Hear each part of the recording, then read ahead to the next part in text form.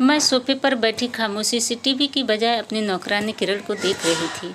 पतली कमर, लंबे बाल, इसके तो अंदाज ही अलग है। ऐसा लगता था काम वाली नहीं बल्कि घर की मालकिन है। तैयार भी ऐसे ही हुआ करती थी। आज तक ऐसी नौकरानी नहीं देखी थी। पता नहीं किस घड़ी में मैंने इसको नौकरानी रख लिया था। इसके रखने के बाद मुझे सुकून नहीं बल्कि बेचैनी हो गई थी, मगर मेरी मजबूरी थी। मैं इसे निकाल भी नहीं सकती थी। जब से हम सब नए मोहल्ले में शिफ्ट हुए थे, मुझे कोई काम वाली मिल ही नहीं रही थी। मैं उम्मीद से थी, इसलिए मुझे किसी न किसी को अपनी मदद के लिए रखना ही था। और फिर एक दिन यह नौकरानी खुद ही हमारे दरवाजे पर चली आई और कहने लगी कि मैं सारे मोहल्ले में काम करती हूँ। आप लोग नए शिफ्ट हुए हैं, अगर नौकरानी की ज़रूरत हो तो मैं काम कर लूँगी। मुझे तो लगा था कि ऊपर वाले ने मेरी बात सुन ली है और मुझे घर बैठे ही नौकरानी मिल गई है, लेकिन उसे रखने के बाद तो मेरी परेशानियां बढ़ती चली गईं। वह खूबसूरत तो थी ही, साथ में उसके अंदाज और अदाएं ऐसी थी कि मैं हैरान रह जाया करती थी। ऐसा लगता था जैसे कोई बहुत पढ़ी लिखी लड़की हो। बात करने का अंदाज भी ऐसा ही था। मैं जब भी पूछती तो यही कहती कि हाँ दीदी, मैंने 10वीं पास कर रखी है। लेकिन 10वीं पास को कौन नौकरी देता है, इसलिए घरों का कामकाज शुरू कर दिया। यह सुनकर मैं खामोश हो जाती। शुरू में तो मेरे पति ने उस नौकरानी को रखने पर बहुत एतराज़ किया, लेकिन जब मैंने उनकी बात ना मानी और उनसे कहा कि मुझसे घर के कामकाज नहीं होते हैं, अगर ऐसा है तो घर के काम भी खुद कर लो, तो मजबूरन वह चुप हो गए और फिर उन्होंने नौकरी को लेकर कोई बात नहीं की। मगर फिर एक बात मुझे बहुत अजीब महसूस होने लगी, जो मेरे दिल दिमाग में खटक रही थी। जिस बात ने मेरी नींद उड़ा दी थी, वह मेरे पति का इस नौकरानी के आगे पीछे फिरना था। जिस नौकरानी को रखने पर मेरे पति को इस कदर ऐतराज़ था, वह इसी नौकरानी के आगे पीछे फिरते दिखाई देने लगे थे। शुरू में मुझे लगा यह सब मेरा वहम है, क्योंकि मेरी शादी को ज़्यादा वक्त नहीं गुजरा था और मैं अपने पति पर शक नहीं करना चाहती। मगर हर गुजरते दिन के साथ मुझे इस बात पर यकीन आने लगा कि यह मेरा वहम नहीं है, बल्कि वाकई है। मेरे पति इस नौकरानी के आगे पीछे रहते हैं। वह मेरे कमरे की सफाई करने जाती तो मैं चली जाती, क्योंकि मुझे डस्ट एलर्जी थी।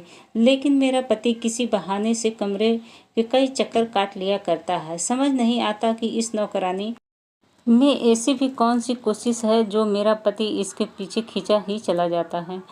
एक दो बार मैंने गुस्से में अपने पति को समझाने की कोशिश की, जब किरण सफाई कर रही हो, आप उसके पीछे कमरे में ना जाया करें, अच्छा नहीं लगता। पता नहीं वह आपके बारे में क्या सोचेगी। लेकिन मेरी बात सुनकर मोहन अजीब ही नज़रों से मुझे देखते और कहते कि मैं किरण के पीछे नहीं जाता हूँ, मैं किसी काम के चक्कर में जाया करता हूँ। पता नहीं कैसी नौकरानी देखी है, वह तो एक कमरे की सफाई में घंटों लगा देती है। अब क्या मैं इसके इंतज़ार में अपना काम छोड़ दूँ? पता नहीं ऐसे कौन से काम थे जो मेरे पति को इसी वक्त याद आते थे जब किरण हमारे कमरे की सफाई किया करती थी। शुरू में तो मैं मोहन की बात पर यकीन करती, लेकिन हर गुजरते दिन के साथ मुझे अपने पति की बात पर बिल्कुल भी यकीन नहीं रहा था। कभी-कभी तो मुझे लगता था कि मुझे धोखा दे रहे हैं, मुझसे बेवफाई कर रहे हैं। लेकिन मुझ जैसी पढ़ी लिखी और खूबसूरत बीवी को छोड़कर एक नौकरानी के पीछे कैसे लग सकते थे, यही सोच कर मेरी तबीयत खराब होने लगी थी। मैं पेट से थी और इन दिनों में औरत अजीब हो जाती हैं, अजीब सा सोचने लगती हैं, और मेरा हाल भी कुछ ऐसा ही था। मैं अगर किसी बात को लेकर सोचना शुरू करती तो घंटों तक इसी बात में उलझी रहती। तो कभी मुझे लगता कि शायद मैं ही गलत सोच रही हूँ। मोहन ने तो मुझसे अपनी मोहब्बत से शादी नहीं की थी, वह भले मुझे धोखा क्यों देंगे। मेरे खातिर तो उन्होंने अपना घर बार तक छोड़ दिया था। एक दिन मैं उन्हीं सोचों में गुम थी कि मेरी पुरानी सहेली मीना का फ़ोन आ गया। ना चाहते हुए भी मैं इससे यह बातें कह बैठी कि पता नहीं क्यों मुझे ऐसा लगता है कि मेरा पति हमारे घर की नौकरानी में दिलचस्पी होने लगा है। मेरी बात सुनकर मीना कुछ चौंक गई और कहने लगी कि फिर तो तुम्हें नज़र रखनी चाहिए और नौकरानी जो होती हैं वह बड़ी खराब होती हैं, घर के मालिकों को फंसा लेती हैं और मालकिन की जगह ले लेती हैं। तुम्हारा पति भले ही तुम्हें ना छोड़े, लेकिन हम तुम्हारे पीठ पीछे ऐसी जवान नौकरानी से चक्कर चलाने से बाज नहीं आएगा। वैसे भी इसने तुमसे भी तो ऐसे ही मोहब्बत की थी ना, शादी की है। मीना की बात ने मेरे होश उड़ा कर रख दिए थे। वह मुझे बहुत समझा रही थी, लेकिन मैं तो पता नहीं किस गम में खो गई थी। मेरी और मोहन की शादी के 6 महीने हुए थे और मैं ससुराल से अलग हो गई थी।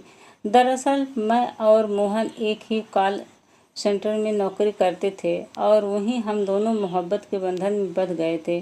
कॉल सेंटर की नौकरी में कभी दिन की ड्यूटी होती थी तो कभी रात की। हम दोनों एक दूसरे के साथ बहुत ज़्यादा वक्त गुजारते थे और यही बात मेरे ससुराल वालों को हजम नहीं हो रही थी कि मैं लड़की होकर कैसे नाइट ड्यूटी करती हूँ। उन्हें यकीन था कि मैं खानदानी नहीं हूँ, क्योंकि उनकी नज़र में खानदानी लड़कियाँ ऐसी नौकरियाँ नहीं करती। मोहन के घर वाले वैसे भी ऐसी नौकरी वाली औरत को अपने घर की बहू नहीं बनाना चाहते थे, इसलिए वह इस रिश्ते के सख्त खिलाफ थे। लेकिन मोहन के आगे वह मजबूर हो गए और उन्होंने मुझे अपने घर की बहू तो बना लिया, लेकिन अपना ना सके। मेरी हर छोटी बड़ी बात मेरी सास की नज़रों में खटकती। मुझे घर के काम काज भी नहीं आते थे। नौकरी की वजह से मैंने कभी घर को वक्त ही नहीं दिया था। इसी बात को लेकर वह मुझे कुछ कह देती तो मैं उनसे झगड़ा करने खड़ी हो जाती। 3-4 महीने ही हमने एक साथ गुजारे और इसके बाद घर मैदान या जंग बन गया था। मुझसे खामोश ना रहा जाता और मोहन की माँ मेरी कमियों को नज़रअंदाज नहीं करती थी। मोहन का हाल तो फुटबॉल जैसा हो गया था। वह माँ और बीबी के बीच पिस कर रह गया था, तो उन्होंने फैसला किया कि हम अलग हो जाते हैं। यह सुनकर उनकी माँ ने खूब हंगामा खड़ा किया और कहने लगी, मैंने तो पहले ही कहा था यह नौकरी पेशे वाली लड़कियां औरत है, तुम्हें हमसे अलग कर देगी। ऐसी औरत बड़ी ही चालाक होती हैं। लेकिन मोहन ने सिर्फ इस वजह से अलग घर में रहने को सोचा क्योंकि मैं पेट सी थी और वह नहीं चाहते थे कि इन दिनों में मैं परेशान रहूं। मोहन की माँ ने भी साफ कह दिया कि ठीक है, जब तुम लोग अलग हो रहे हो तो फिर अपनी परेशानियां और मामलों में हमें उलझने की ज़रूरत नहीं है। तुम्हारी बीवी उम्मीद से है, इसे अस्पताल भी खुद ही ना जाना और उसका ध्यान भी खुद ही रखना। ध्यान रखने के खातिर नहीं आऊँगी। मुझे भी उनसे कोई सेवा नहीं कर चाहिए थी। मैंने भी सामान उठाया और मोहन के साथ अलग घर में नई जिंदगी शुरू के लिए। तो अलग घर और मोहन के साथ यह जिंदगी किसी फैंटेसी के जैसी थी, लेकिन 4 दिन में ही मेरे होश ठिकाने आ गए। अब तक तो मैं नौकरी करती ही रही थी, इसलिए मुझे घर का कोई कुछ पता नहीं था। जब नौकरी छोड़ी तो शादी हो गई तो लेकिन अब जब अलग घर में आई तो पता चला कि घर संभालना किसी चिड़िया का नाम है। मुझे तो दिन में तारे दिखाई देने लगे थे। खाना पकाना, सफाई करना, कपड़े धोना, ना जाने कितने काम थे। मैं एक काम करने खड़ी होती और इसी में ही शाम हो जाते। दूसरे काम की बारी ही नहीं आती थी। ना ढंग से खाना पका पाती थी और ना ही मोहन के कपड़े इस्त्री होते थे।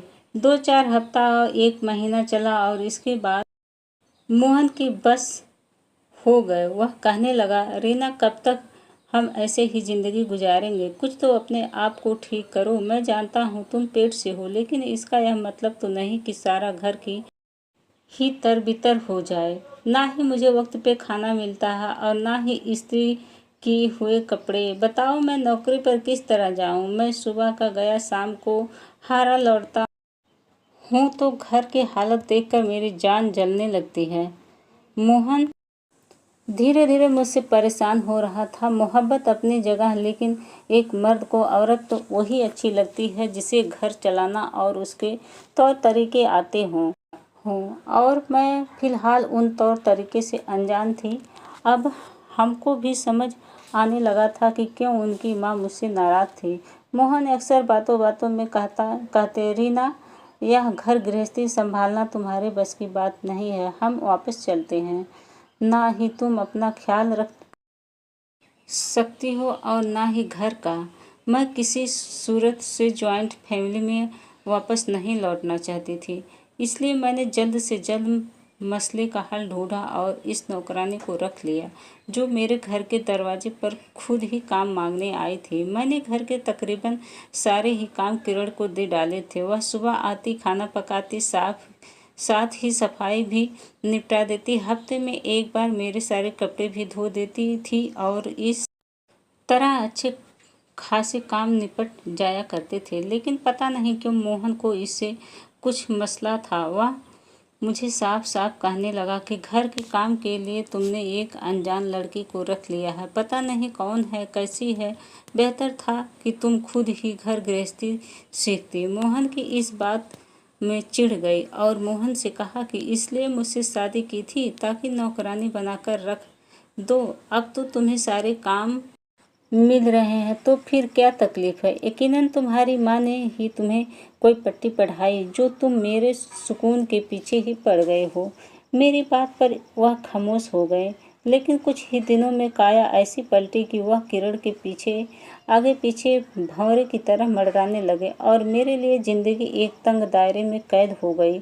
ऐसा लगता है जैसे मैं हर वक्त किरण और अपने पति पर नज़र रख रही हूँ और कोई काम ही नहीं। किरण मौजूदगी में तो मुझे किसी पल चैन ही नहीं आता था।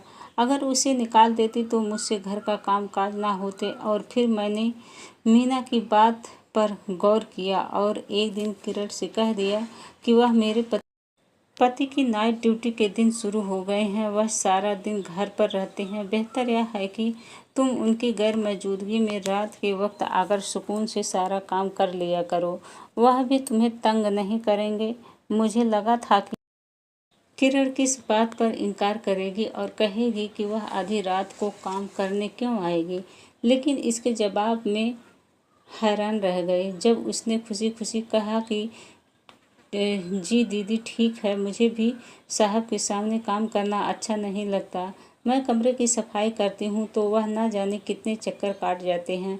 मुझे शर्म सी महसूस होती है। अच्छा है कि मैं उनकी गैर मौजूदगी में सुकून से काम कर लूँगी। यह सुनकर मुझे तसल्ली हो गई और अगले दिन किरण सुबह काम पर ना आए तो पति ने फौरन ही मुझसे फ़ोन किया कि क्या बात है, आज तुम्हारी नौकरानी नहीं आई, तुम बड़ी सुकून से बैठी हुई हो।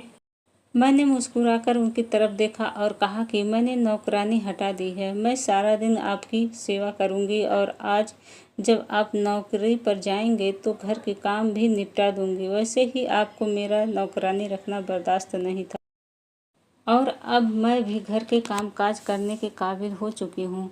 शुरू के 3 महीने गुजर गए थे। अब मेरी तबीयत थोड़ी सही रहने लगी थी।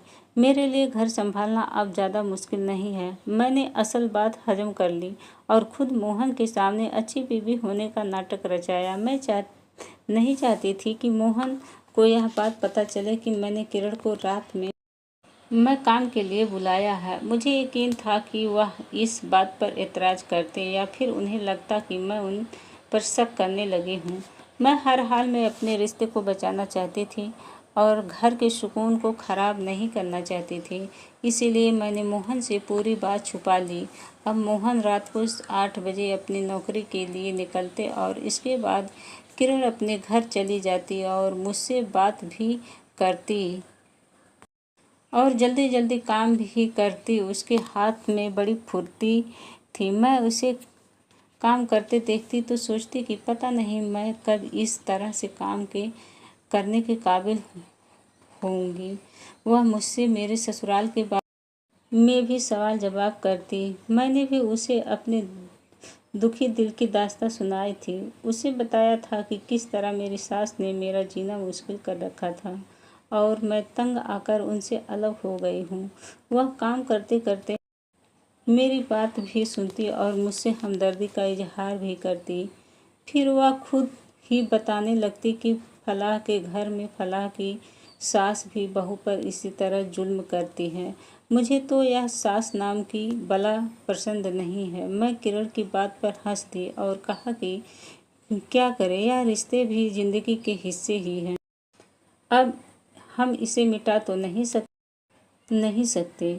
वह सर हिलाकर रह जाती। अब मुझे इससे कोई शिकायत नहीं रही थी, बल्कि हम दोनों के बीच काफ़ी दोस्ती हो चुकी थी। मोहन की नाइट ड्यूटी को हफ्ता हो गया था और वह एक हफ्ते में मोहन मुझसे बहुत खुश थे। उन्हें यही लगता था कि उनकी गैर मौजूदगी में मैं सारे काम घर के काम खुद ही करती हूँ। मैं भी उनके सामने सीना चौड़ा करके कहती कि हाँ देखो मैंने कैसे घर के काम किए हैं।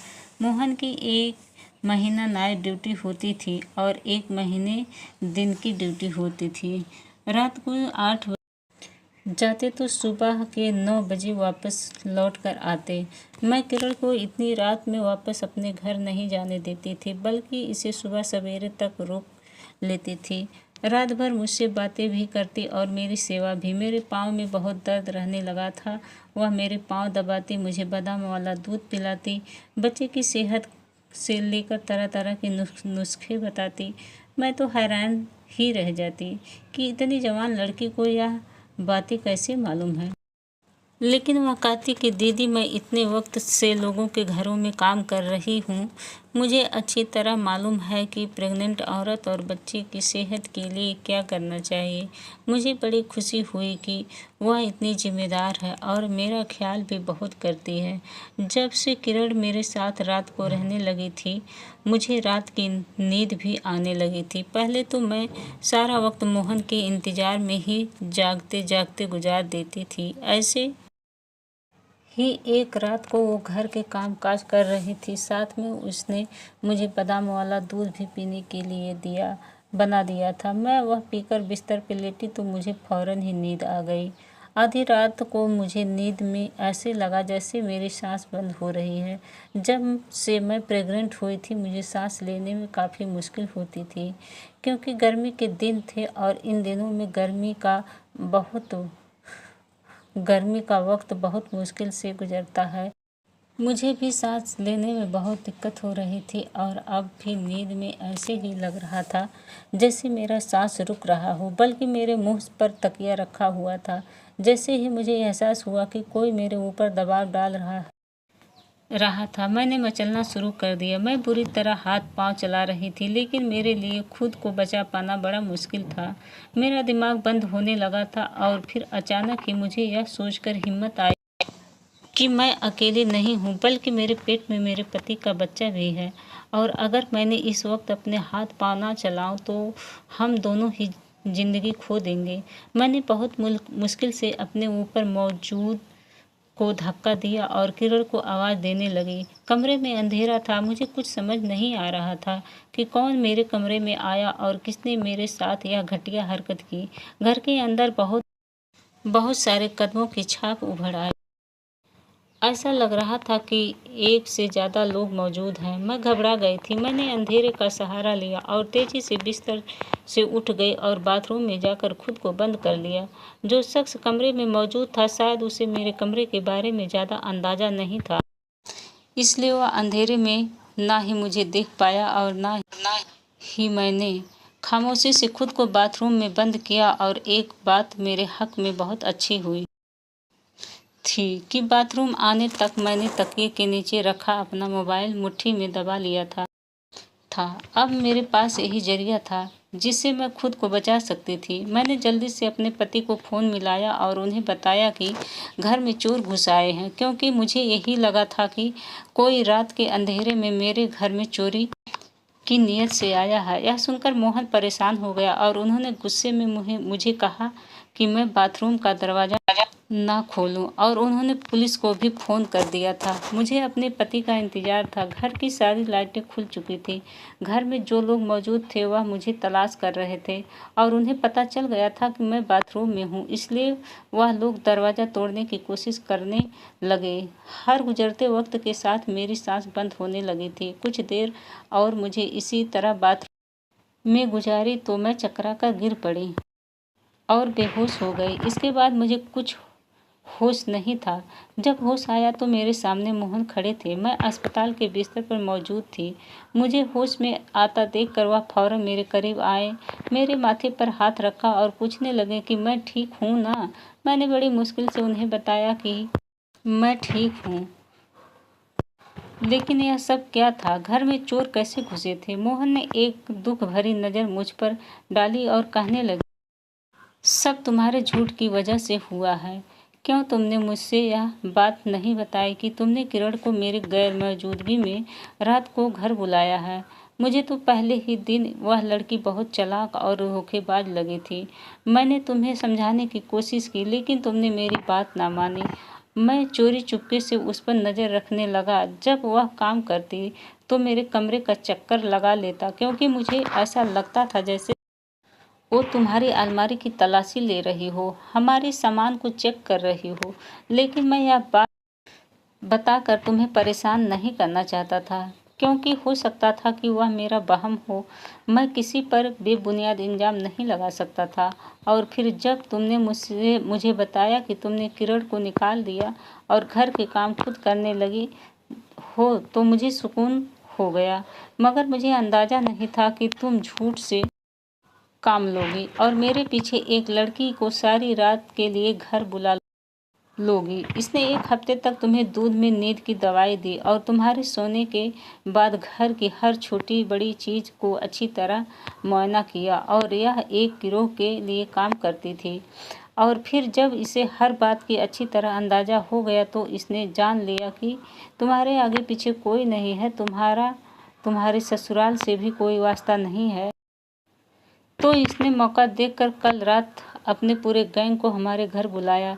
तुम तो नींद की दवा लेकर बेहोश हुई थी। इसकी गैंग के लोग ने आकर न सिर्फ घर का सारा सामान लूटा, बल्कि जब उन्हें लगा कि तुम होश में आ रही हो तो उन्होंने तुम्हारे मुंह पर तकिया रखकर तुम्हें मारने की भी कोशिश की। अगर तुम कल रात हिम्मत से काम ना लेती तो शायद अपनी ज़िंदगी ना बचा पाती, क्योंकि वह गिरोह आज से पहले भी बहुत से घरों में डकैती कर चुका है, और जो लोग उन्हें देखते हैं वह उन लोगों को के कत्ल भी कर चुके हैं।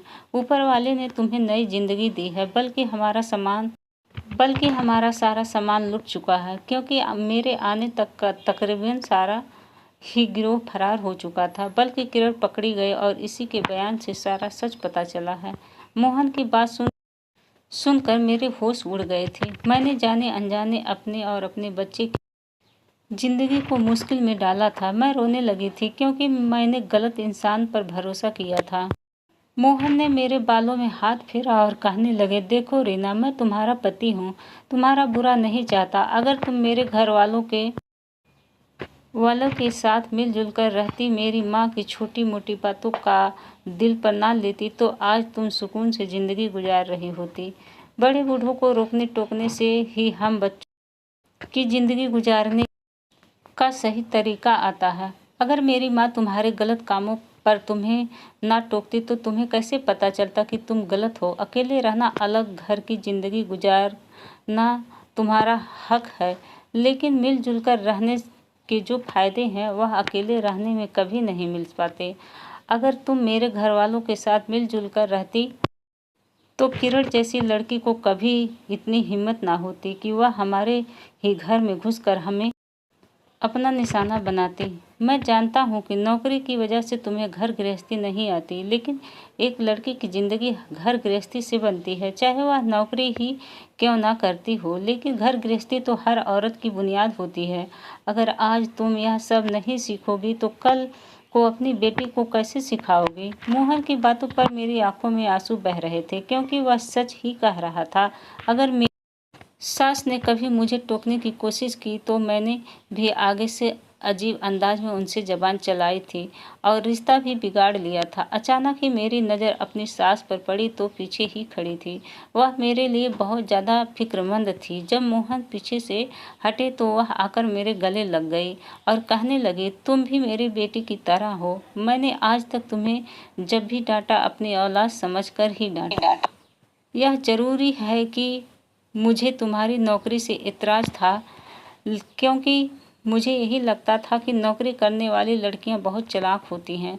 लेकिन अब मुझे समझ आ गया कि हर नौकरी करने वाली औरत चालाक नहीं होती है, क्योंकि अगर तुम इतनी तेज होती तो किरण जैसी लड़की के झांसे में ना आती। अपनी सास की बात सुनकर मेरे चेहरे पर मुस्कुराहट आ गई थी। वाकई में इतनी पढ़ी लिखी और नौकरी वाली लड़की थी, फिर भी किरण जैसी लड़की के झांसे में ना आते। डॉक्टर ने मुझे अस्पताल से डिस्चार्ज किया तो मैंने अपनी सास से कहा कि मैं आपके साथ आपके घर जाना चाहती हूँ। अब मुझे अकेले में रहने से बहुत डर लगता है। मेरी सास ने मोहब्बत से मेरी तरफ देखा और कहने लगी कि मैंने जो कुछ भी कहा था वह गुस्से में कहा था। मेरे घर के दरवाजे तुम्हारे लिए हमेशा खुले हैं। अस्पताल से वापसी पर मैं अपनी सास के साथ अपने ससुराल लौट आई थी। मोहन भी अपने माँ बाप के पास आकर बहुत खुश थे। मैंने उनकी जड़ें काटने की कोशिश की थी जिससे वह मुरझा गए थे। अब एक बार फिर वह अपने अनसरे से जुड़े थे। उनके चेहरे पर रौनक आ गई थी। मैंने जो सबक हासिल किया था इसके ठोकर खानी पड़ी थी, लेकिन मैं चाहती हूँ कि बाकी लड़कियाँ बिना ठोकर खाए यह सबक सीख लें। मिलजुल कर रहने में बहुत से फायदे होते हैं। अलग घर हर औरत की बुनियादी हक है, लेकिन घर में बड़े बूढ़ों का होना सबसे सबक है। क्या आप लोग मेरी बात से सहमत हैं? अगर यह कहानी आप लोगों को अच्छी लगी तो कहानी को लाइक कीजिएगा, कमेंट कीजिएगा और अभी तक हमारे चैनल को सब्सक्राइब नहीं किया है तो प्लीज़ हमारे चैनल को सब्सक्राइब कीजिएगा। धन्यवाद।